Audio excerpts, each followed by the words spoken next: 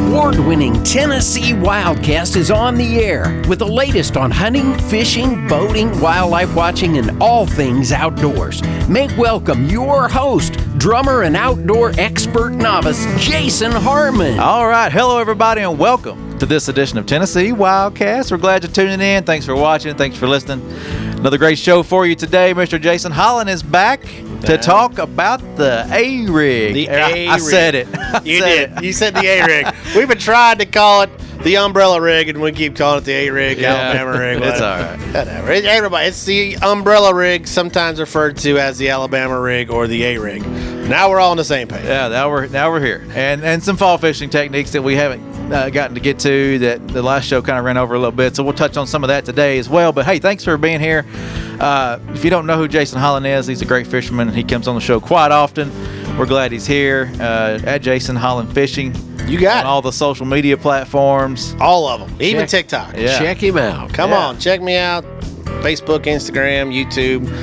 Make sure you subscribe and follow, because we are consistently adding to that. Yeah, cool. And again, mainly focus on the education piece, and we'll throw some hook sets or big fish in there to keep you halfway interested. But really around education, that's my passion, that's my heart, and check it out. Yeah. Come on, we'd love to have you. Yeah. Interact. Send a message. Good info. Well, I mean, good info, not good looking guy to look at, but I mean, it's what God gave me to work with, so I'm just gonna go with it. So Yeah, we'll go with it. yeah, but interact. Make sure you send a message. You got questions. I mean, I can be another resource on top of the many resources that are out there. So Yeah. check me out. Hey, Jason's been doing some real secret episodes with us, showing some secrets behind some of the techniques that he throws. Yeah. And anyway, on the show quite often, so we appreciate the help you give us to educate those fishermen out there. Well, I appreciate you giving me the platform and putting up with me. Todd editing me and making me sound good, because Lord knows I need all the help the mic can get. So thank you, Todd. I see you got your casting fishing rod hat on today. How's that? do. You've been talking with them much? You've been fishing, been throwing a casting rod? I have not been fishing enough. Mr. Don, when I got here earlier, asked me, "Hey, you done any fishing?" I said, "Well, not enough. I've never got to the point where I fished enough." Yeah, I fish probably more than I should. Ask my wife; she'll gladly tell you I do more than I should. But no, it's again, we talked about casting fishing rods a little bit on the show, and I'll do a plug for them real quick, because they're my favorite rod, and one of the big reasons is not only the technology, but first and foremost, they're made here. And so in this day and age, Not in this building. not necessarily here in the Tennessee Wildlife Resource Agency basement, but when I say here, I mean in the United States. Yeah. Which is, to me, that's something that I look for. Yeah.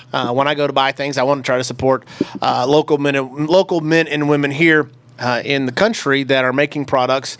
Not that there's nothing wrong with using products from overseas, but again, to me, it's something that I look for. Yeah. And if I can support. Yep. But not only just that, what I don't want to do is I don't want to buy a U.S. made product and it not be a good product, right? I want to get my value Right. for the money. Right. I'm not just throwing money out there. But what's great about Cashin, the fact that it is made in North Carolina. They're the only company rolling their own blanks. It is men and women here in the States they're all handmade, all carbon fiber, so extremely light, extremely durable, extremely sensitive. And I'm a big fan of just the overall company. Started in a garage. Mr. Matt Cashin, who is his PhD in chemical engineering, Wow. got out of school and loved to fish and decided he'd take that education. I mean, he is a scientist, and he got into rolling his own fishing rod blanks, and now he makes his own blanks. They make their own epoxies. They make their own they make everything. Wow. So it's a really unique company. I love the product. I get a value for the money. Mm-hmm. So again, check them out. Cashin Fishing Rods. It's actually cashinrods.com. Just Google them. Go check. They actually just rolled out a couple new series. So they've got some price points now. So for guys that are just getting the fishing that can't afford, some of the higher end rods, they have a just as great quality with a great warranty with it, but still in a lower price point. So check them out. And that's CASHION. ION. So it's like fashion, but with a C. All right. Cashinrods.com. Cool. CAHION rods.com. And it's a cool logo too. I like it. Yeah, well, it's I'm sure they had somebody real smart. I don't know where I Like could it. get one of those hats. Do you know, Don? I don't know. If you're like me, I got a guy. I mean, I don't know. I got a Wildcast hat because I got a guy. Yeah, So, I yeah, mean, well, maybe you guys got a guy. there you go. We'll find you one. Let's see if I can find a guy. All right. Well, what you got with you today? Some fall fishing. You got some plastic baits and, like you said, the umbrella rig.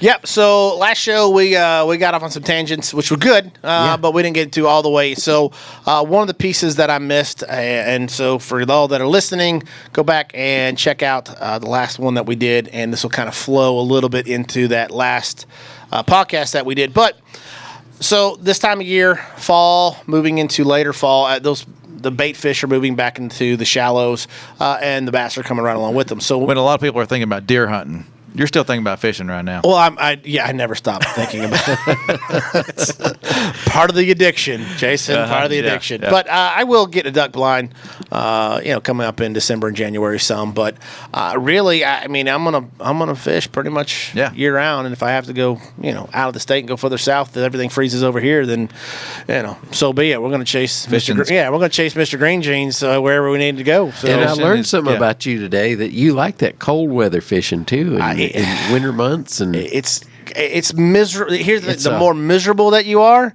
the better the fishing will be. I think I remember one time going out with you. We were throwing the umbrella rig, and it was spitting snow. Yes. And I was like, "What are we doing? What are we doing?" Yeah, well, it's Whose idea was this? I mean, if you prepare and dress accordingly, it's better. It's still not. I mean, it's cold, right? Yeah, So I'm yeah. not going to oversell it. It's when you're going down the lake at 30, 40, 50 miles an hour, and it's free. It's not very much fun, but. The great thing about it is, one, the lake's clear. I mean, you're not dealing with any traffic because nobody else is as stupid as you are. There's very few of us out there. But more importantly is they are not expecting, so they're not getting a bunch of pressure. And so the fishing pressure greatly diminishes. And so you're more than likely, two things happen. One, they gang up that time of year, right? So they get all, they all kind of get schooled up a little bit more. And they're not getting near the pressure because, again, you may be the only boat that goes down that specific area that day. So, or maybe even for a couple days. So that's really good. And then you have big barometric pressure swings, and we're not going to get way off in the weeds what that means, but moon phases and barometric pressure have a lot to do with bass fishing. For guys that hunt, we all know about moon phases and how that flows into fishing's no different, right? They're living animals and creatures, I should say, and they're all depending on nature, and nature dictates a lot of what they do. So the best fishing a lot of times you'll have, especially in this part of the country, is when it starts to snow. And not just a little bit, when it starts snowing, man, the fish absolutely go crazy. And that's just a big barometric pressure shift and change. Yeah. And it keys them, and you'll catch some of the biggest and most that time of year. So it's a lot of fun. You just got to suck it up and, Suck it up, Prepare Buttercup. for yeah, get on, Buttercup. Go on, get out there and put your motorcycle helmet on and run down the lake and just close your eyes. It'll be over soon. Yeah, for But sure. anyway, I will fish pretty much year round. Like I said, I do slow down a little bit in December and January to get out the reel foot and do some duck hunting, which is a lot of fun too. So, all right, I'm gonna try to get through it all Let's this do time. it. Last time I got. I'll stop slowing you down. Well, it wasn't you. I kind of took a left turn. Should have took a right turn and got off on a tangent, which is typical. But that show we're talking about fishing the shallow being roughly 6 inches to 6 foot, give or take. That's kind of the range we're talking about. We talked about crankbaits, lipless crankbaits, and really good time to throw them. What we didn't get to was what type of soft plastic. Now, I will say soft plastic flipping, just a creature bait or a brush hog, anything like that, a worm, smaller worm, still works great. Don't get me wrong. This time of year, it still work. Look for anything in the water, any type of structure that's in the water, brush piles or fallen limbs or logs or stumps, anything like that. Now, the bass will still get on that. Really where you want to look for is start at the mouth of the creek and then work your way back, hitting the secondary points along the way. Throwing a crankbait, flip or pitch anything that's in the water that you see. Absolutely. That'll be part of the overall attack process. So you'll typically, here's what I'll do. And again, I can always talk about me and not get in trouble. I'm going to start on top water in the morning. I'm going to try to cover as much water as I possibly can, and I'm going to work my way through the water column. So in the morning, I'm going to start on the top, and then I'm going to work my way down to typically that 6 foot range, maybe 8 foot, depending on if you're at a deep water reservoir. But really, that's kind of the target zone that I'm focused on.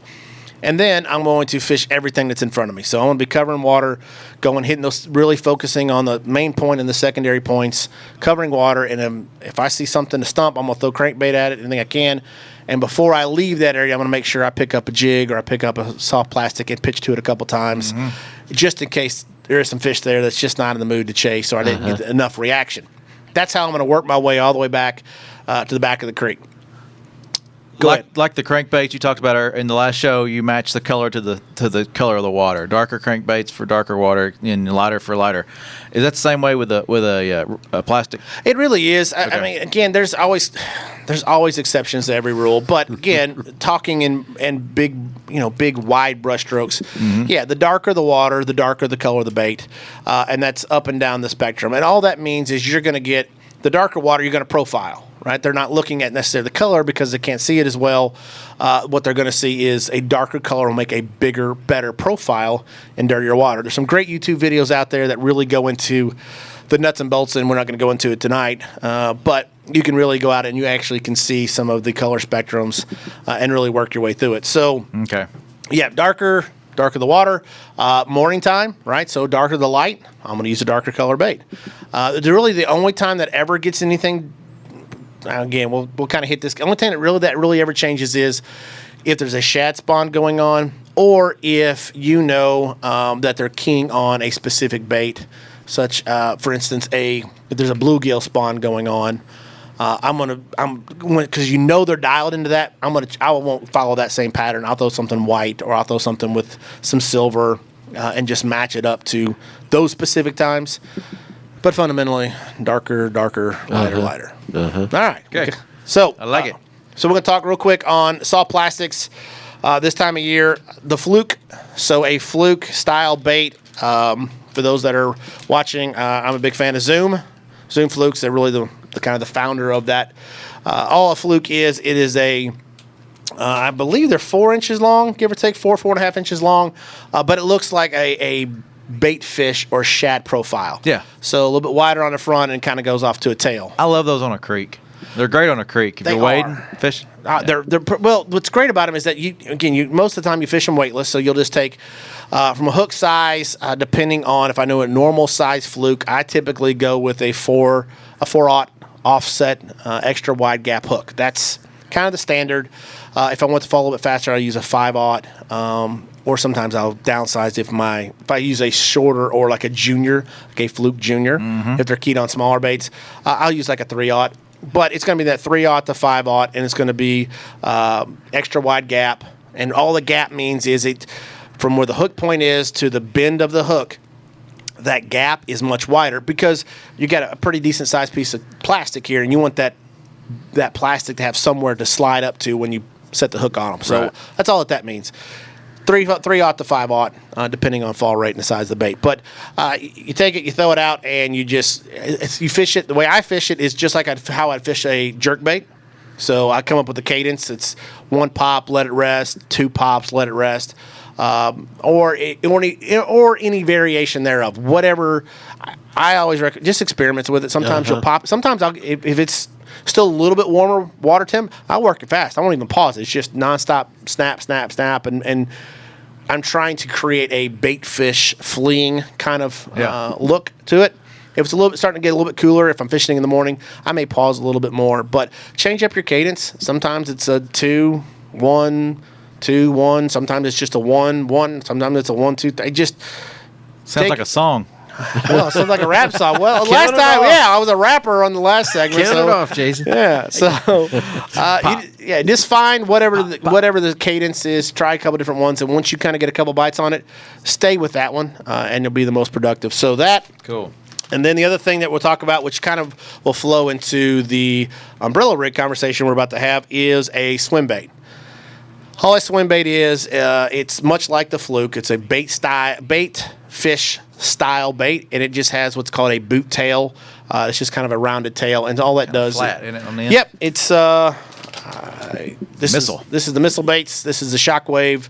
They make a 3.5 and they make a 4 1/4 inch size, but it's called a boot tail. And again, the guys that are watching it, this is kind of what it looks like. But Yeah, it's kind of smashed on the end. yeah, that's a great way to look at it. It looked Yeah. like it was running backwards and smashed into a wall, and the tail got flat. That's a great way to So think I of can it. see that action is it's gonna be lots of wiggle in the back end of that thing, isn't it? It is. So not only do you have it rotates back and forth left to right, but it also that causes the bait to roll.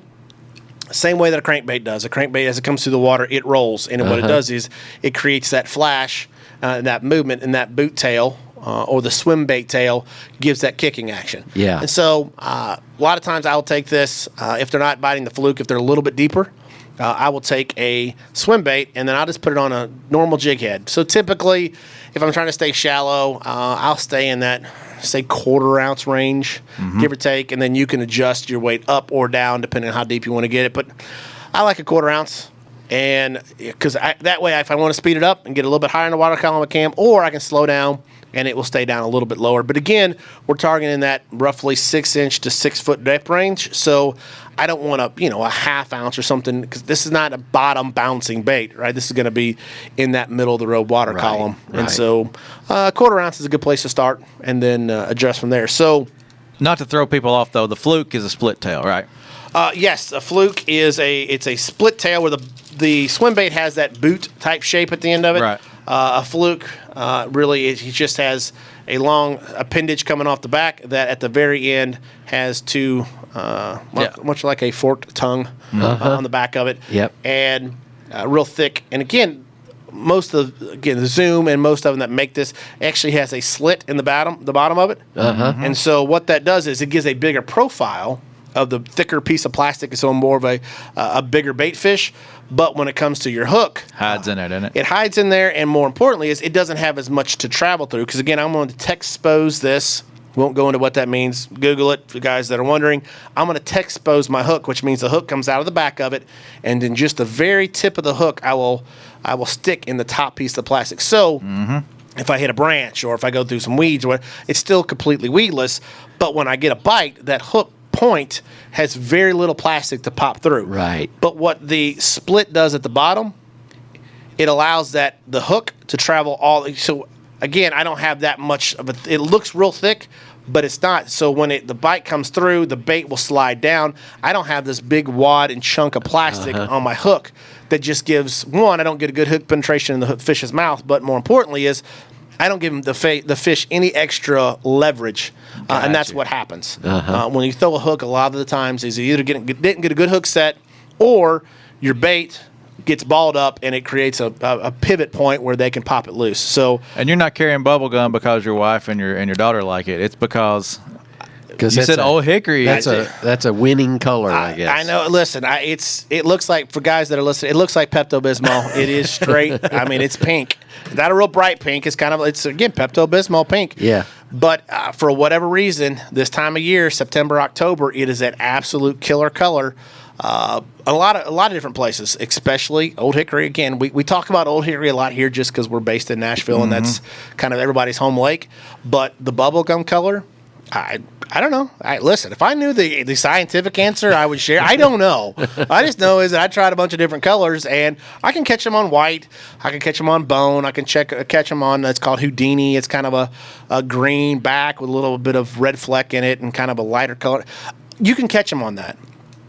But there's something about the bubblegum color.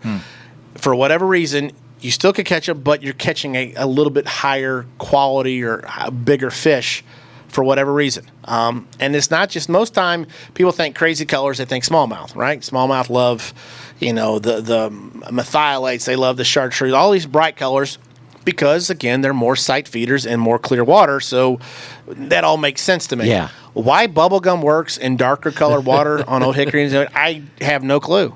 But I have lost more money to tournament anglers that are throwing pink flukes. I wish I knew. Yeah. But it works. So it works, so go with it. Yeah. Put a bag in your boat. Yep, you don't got to turn around and you ain't got to go buy 50 bags of it. Go buy a $3, $4 bag at your local tackle shop and give it a shot. Yep. And at least you'll have the option. If you're losing money, look at the guy. He probably got a pink flute tied on. All right. We're going to keep rolling. Let's go. We good? All right. We're going to talk umbrella rigs, A-rigs, Alabama rigs, a lot of different things. And you got a Tennessee rig with you. I do have a Tennessee rig. We're going to talk about that. We're going to talk about the chandelier. Of all Yeah, my chandeliers. wife's bought one of those recently. Yeah, It's yeah. hanging over our dining room table. Yeah, I'm pretty sure that you could take this umbrella rig and Yeah. it would work because Yeah, it's sure big would. and massive. And then we'll talk about the 3-wire rig. We'll talk about the 5-wire rig. That's a lot of wires, rigs and wires. We'll talk about spinner. I mean, all the different aspects of it to it, but. We're going to hit that high level, and then the most important thing is to talk about the action of it. All right, that's the key. All these things look great. A lot of fishing baits and things that are made are designed to catch the fishermen and not to catch the fish. We're going to talk about how you actually catch them with it. So, diving right in, the Tennessee rig. So the Tennessee rig is very much like the umbrella rig, or we're just going to call it the Alabama rig. Sure. But the difference being Tennessee, you can only have 3 hooks, right? That's what the law is. That's the law. And so a Tennessee rig is designed that it makes it where it's dummy proof, meaning that it only has 3 wires coming off of it, so you can only have 3 hooks. This specific rig and a lot of Alabama rigs or umbrella rigs, some will just be straight wire, and you'll have a swim bait attached to the back of it. But most, as that's how it was beginning and how it has evolved over the years, is that these little small willow leaf blades. So for guys that are listening, take your spinner baits that have big willow blades. Same exact blade shape. It's just shrunk down to give or take about a 1-inch blade. Yeah. That's attached to a swivel, which is attached to a clevis. All that means is, as you're reeling it, you've got your swim baits in the back that are doing their deal With a hook. With the hook, but these little spinners are just going to give it that flash. It give it sound, it will give it flash, and just give it overall. School of fish kind of look, right? It makes them, again, it just gives the appearance of a bait ball. And again, this time of year, all the shad are still balled up, and you're just trying to mimic that. Yeah. Great to catch suspended fish. Suspended bass are some of the hardest to catch. So, off of bridge pilings, where the bridge pilings in 60 foot of water, but the bass are hanging in that 10 to 15 foot range. An umbrella rig is absolutely killer. You throw it out and you just reel it back in. Now you're going to need some backbone. You're going to need some backbone for this rig, right? You are. So again, I'll make a shameless plug for Passion Rods. I'm just thinking your arm's going to be tired, but you got to have a rod that can You handle do. A lot of companies make an umbrella rig rod. Cashin makes one in their CRT line. But yes, when they first came out, everybody was just way overpowering them. Meaning they were throwing 65-pound braided line. They were throwing big 7 foot 6 inch or 11 foot rods. And everything was just big and massive. Wow. And again, you got to think this technique has been around in saltwater for years and years and years. But it's just made a transition over the last 5 to 7 years in the bass fishing world. And so again, we're learning. This is all brand new. So you think of how long the plastic worm's been around? 100 years maybe, I don't know, give or take. This has been around 5 to 7. So it has evolved. And so what's happened is the rigs themselves have got compressed. They've gotten smaller. They've gotten lighter. They figured out new technology using, for instance, this specific one has a resin head. So it's about, give or take, the size of my thumb. But there's absolutely almost no weight to it. So Yeah. it's an epoxy resin. So technology, people experimenting have come up with ways to get that where you don't have to have some big, crazy, massive rod. And all that happens is you throw it for about an hour and you're exhausted and you take it and you throw it down and you pick up your jig. That's what happens. Now you can use a lot of the same rods that you already have. Okay. Or you can get a rod that's specifically designed for the umbrella rig that's going to have the parabolic bend that you need, but also have the backbone. So at the end of the day, you can throw it for 5 or 6 hours and not be absolutely exhausted. Unless you're throwing the chandelier. Now, if you pick up the chandelier, by God, grab a broomstick and grab some rope and then tie this to that. 'cause that's what Each you're of gonna those need. wires for our listeners is about a foot long. It's actually, yep, you got it. So it's the middle one is 14 inches and all the other 4 are 12 inches. Okay. And it's It's big and heavy. It's 5 wires. It is 5 wires. So, yeah, we'll talk about it real quick. So, we talked about Tennessee, which was 3 wires, had all the spinners on it. The massive one that I have here is, like I said, Mr. Don brought it up, it's 12 to 14 inches long, just a wire, and you add another 1.5 inches. So you got roughly, give or take, a 13-inch. And that's before you put on 5.5-inch swim baits off the back of it. So, I mean, you're almost a 20-inch long bait that you're chunking out there. It will wear you out. Yeah. Now, does this have its place? Yeah, absolutely. It has a place in my tackle box. That's usually where it stays. That's the place for it. I'm just kidding. I don't break it out very often. And usually what I do, if I break this out... Or for very long. Yeah, it's a very short time. Only time I really honestly ever throw it is near the end of the season when they've seen everything else. And I just want something, either you got to go really big or really small. Right, and so I've got both variations. This one, I may get an extra bite or two, but it doesn't get thrown very often. But it looks like a chandelier. It's 5 wire, and only 3 of the wires actually have swivels with clips on it that will connect to a jig head and a swim bait. The other 2 wires actually have. It's called a hitchhiker. That's literally the name of it. It's called a hitchhiker for guys that are watching little spring-looking deal. It is a. It's designed for hookup trailers. Or put a soft plastic onto a lure that doesn't have a hook. Right. And so that's really what you take this little hitchhiker, you screw it into the swim bait, and that will attach directly to. I see. Yeah. And so you have your piece of plastic, right? So you have your swim bait, but it has no hook, and so. Will you get hit sometimes and not catch a fish? Because they will. They'll hit the dummy baits. But again, I'd rather have more the merrier and try to increase my odds. So Jason has now started the ending of this show, so I have to hurry. Time is money. Time is money. All right. So here's really this is my go-to. This is the same as the chandelier. It's just a much more condensed version. It's in that 5 to 6 inch range. It has 3 hooks. It has 2 hitchhikers where I put my dummies. And again, how I will throw this on fluorocarbon, not braid. We won't go into the reasons why, but you're going to catch more fish if you throw it on fluorocarbon. And then also it's going to be roughly 20 pounds. I'm going to throw it on a 7-foot, 6-inch, heavy powered, fast action rod. Cashin rods, my personal favorite. But again, you want that 7.3 to 7-foot, 6-inch long rod, heavy power, fast action, and you're going to throw it out, and you're going to slow reel it. But what the key is, go as slow as possible, and then the other thing is, every now and then, just give a little pop. And what that pop will do is it will make that umbrella rig, it'll flare. Oh, yeah. Think about when you're reeling a spinnerbait and you kind of pop it and that skirt will flare. And you're activating it, same type of thing. So throw it out, go as slow as you can, let it almost drift down, and then every now and then just pop it and it'll flare that. Make that ball of shad look bigger. It will. If you ever watch a ball of shad in the water, it kind of ebbs and flows, and that's the same type of deal that you're doing. So we're about out of time. Check out Jason Holland Fishing, all the social media platforms. Thanks for having me, Mr. Todd, Mr. Don, Mr. Jason. Faith, your family, and your fishing. 3 most important things. Don't forget it. In that order. In that order. Yeah. Always that order. Yeah. Don't get it out of order. You will mess up. I promise. I agree. And with that, we'll see you next time. Thank you, Jason. Thank you, guys. Thanks for tuning in. Stay connected with TWRA by visiting our website at tnwildlife.org and follow us on Facebook, Twitter, and Instagram. Hey, it's all about Tennessee wildlife. It's what we do. Tennessee Wildcast will be on the air again next week. We'll see you then.